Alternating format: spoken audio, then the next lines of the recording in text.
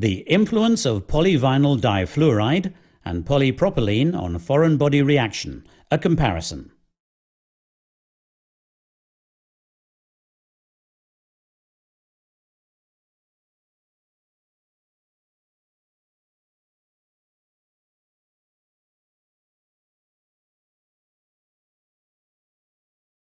Have you ever wondered what actually happens when you, the surgeon, implant a mesh?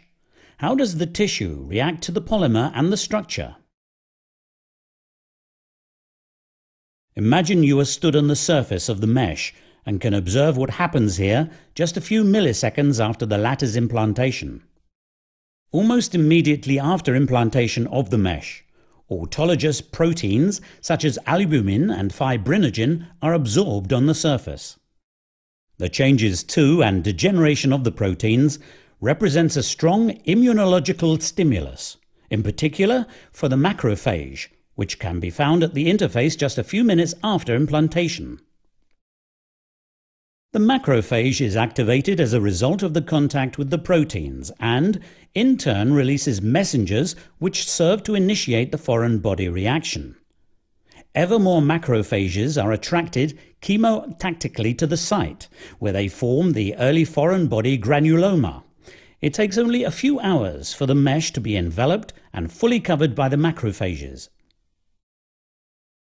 During release of the messengers, other important cells are also attracted, in particular fibroblasts, which are responsible for the cicatricial envelopment of the mesh. Even on day 1, many fibroblasts are present which form an early parafilamentary scar. Both T lymphocytes and polymorphonuclear granulocytes are present, which disappear as the granuloma ages.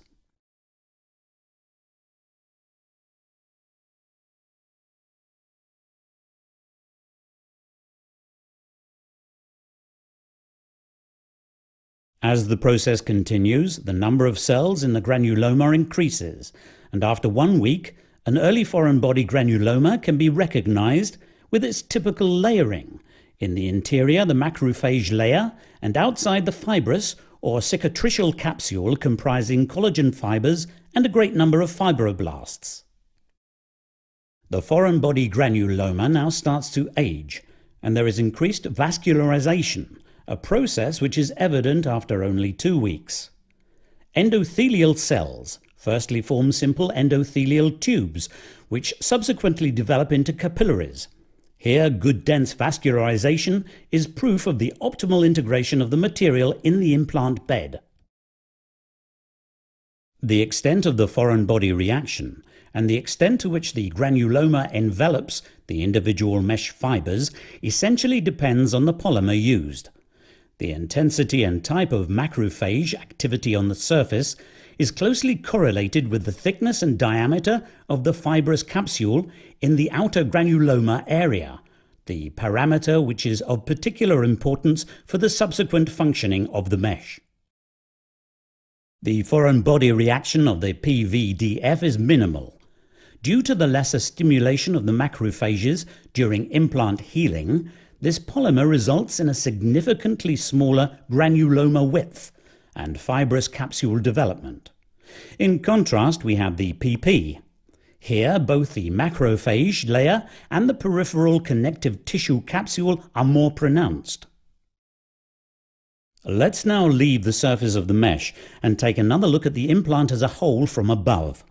Following implantation, the mesh is very quickly covered with proteins, which form the foreign body granuloma and a cicatricial covering around the mesh.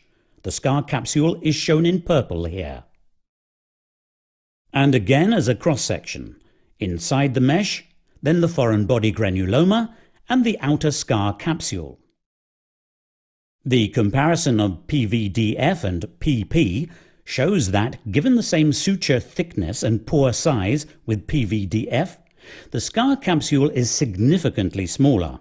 With PP, there is increased bridging due to scar tissue formation which, in part, completely fills the pores of the mesh. For our PP mesh, this means that the pore structure is essentially lost and that there is a more extensive cicatricial covering around it. In contrast, the PVDF mesh is shown on the left here. For the most part, the poor structure has been retained. Healing of the mesh implant into the abdominal wall with only minimal cicatricial capsule formation is of particular importance to patients. Minimal foreign body reaction and scar formation lead to optimal integration of the implant, and as a result of the reduced level of scarring, the flexibility of the mesh is retained. For your patients, the reduced connective tissue induction of PVDF equates to retained flexibility of the abdominal wall, as well as optimal wearing comfort, with significantly reduced foreign body sensation.